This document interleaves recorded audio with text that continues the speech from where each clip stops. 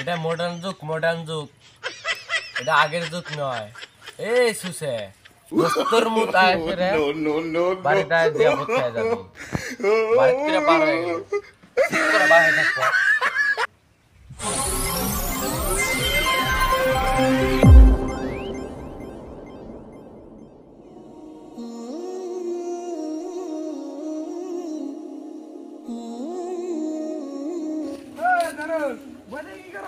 ভাই বই আছি আর কোন যাও বহল খবর পাতি কিরকম? ভালোই কোন যাবার ছিলাম দেখলাম ঠান্ডা বাতাস টেহা বসে না থাকলে তো জানোই চেংরা বলে ঈদ কি হবে আর একটা গল্প গাও শুনি ঈদের গল্প ঈদের গল্প তা কইতাছি রে। তো কি গল্প শুনবা কও? একটা চেংড়ি মাছের গল্প গো। কালকে একটা বাজারে গেলাম, বাজারত যাই আব্বা তো কইলো যে বাবা কাপড় টাপড় নেওয়া লাগবে না তো নাই। তো আমি তো আবার জিজ্ঞেস করলাম যে আমার কাপড় কিনে দিয়ে লাগবো। এবার কি করবো বাবা কইলো যে টেহা পয়সা নাই। তারপরে গেলাম বাজারে যাই দেখি পুরা হুলস্থুল লাগে গেছে একদম চেংড়ি মানুষ দিয়ে পুরা। আমি তো অল্প সরম পাই। ওরা আব্বা কইলো যে চ কি নিবি, লম্বেন শার্ট নিবি না স্পোর্টিং নিবি নি। পরে গেলাম কইলাম দোকানদারে, আব্বা কইলো যে একটা লম্পেন আর একটা শার্ট দেয় কেন। পরে দোকানদার কইলো যে আছে কিন্তু অত একটা ভালো হবে না, মানে এই যে চেংড়ি মানুষ নিতে আছে লম্পেন শার্ট আমরা কি বেলা খাওয়া কিনতে ওই তো। তারপরে ওই যে পরে তো কাপড় পাইলামই না, বাচ্চা আইলাম, বাচ্চা হেরে দেখি এই যে মানে অল্প দেরি কইরা গেলাম রাস্তা আমি বেড়ায়। পরে রাস্তা যাই হেরা একটা আজব ঘটনা হয়েছে। কি ঘটনা হয়েছে ঘটনাটা ঘটনাটা হইলো এই যে কলমের জন্য ধরো যে কাপড় কিনে দিবার পাইলো না, তার ভাবলা চেংড়িটার মুখ সাত টেরিয়া হয়ে থাকবো, একদম এবা হয়ে থাকবো।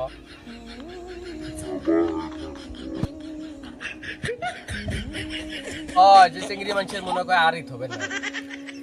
আর আঙ্গ দেখো না আমরা চেংড়া মানুষ যুগ যুগ বছর বছর যায় 1935 সনে একটা স্পুডিং নিছি এখনো আছে দেখো বছর বছর যায় এটাই তাও আমরা কাপড় দিতে পারি না। চেংড়ি মানুষ হয় একটু প্রবলেমটা বুঝে না। তো কাপড় কিনে দিলে তুই নিবি এটা ভাগলো না একে খুশি নাক ফাটে দিম তোর বুঝলে। বাদ দাও এই যে সুসে গেলে আমার চেংড়া বলা নেই সুসে, আবার ওই যে চেংড়ি মানুষ যে আছে ঈদের দিন ঈদের নামাজ পড়ে এই যে বাড়ির যখন পরে নামাজের পরে যে বাড়িত আহে যে কাটা লম্পেন আছে, কাটা লম্পেন পিন দেয়, আবার মাথাত রুমেল বাইন দেয়, আবার চশমা মারে। পরে গাড়িটা নিয়ে পুরা বাড়াইলো। রাস্তাতে একটা চেংড়ি মানুষ দেখলো, চেংড়িটার সামনে একদম ভত করে পার হয়ে গেল।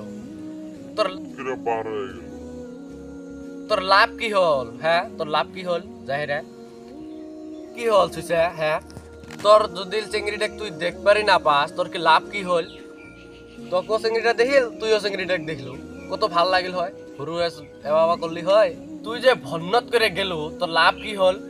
তুই 30 স্পিড গেলু, তোর চেংড়িটা দেখল না, তুইও চেংড়িটা দেখিল না, মত করে গেল একদম। তোর লাভটা কি হল জাহিরা? ফোন দিছে। হ্যাঁ গো জামাই কেমন আছেন? আবার ভালো আছি, তোমরা কেমন আছো? শ্বশুরে কইলো তখন যা ভালো আছি।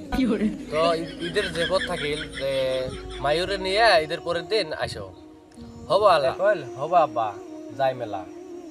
এর 2-3 দিন গেল, জামাইয়ের তো খবর নাই, শ্বশুরে আল্লাহ চিন্তা করে গল জামাইক নিয়ে জিয়াপত দিলাম আইল না তো।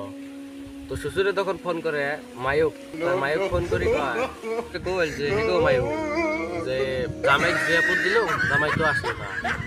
এই তুমি এখন বেটিয়ে কইল যে মোবাইলের জিয়াপত দিছেন তার জন্য যায় না, বাড়িতে নাই। আমার এত টাকা দেয় মোবাইলটা কিনে কি লাইফটা কি হল? হ্যাঁ এটা আগের যুগ নয়। এই সুসে দোস্তর মুত আয় ফিরে বাড়িতে জিয়াপত খাই যাবি। বাড়িতে তো সারা জীবন আলু ভর্তায় খালি আয় মাছে গুছে খায় যা করিস, কাটিং করিস, দোস্তুর মত খায় যাবো এলা দোস্তুর মত খায় যাবো এলা। তো নইলাম ভাই এগো কিছু কও।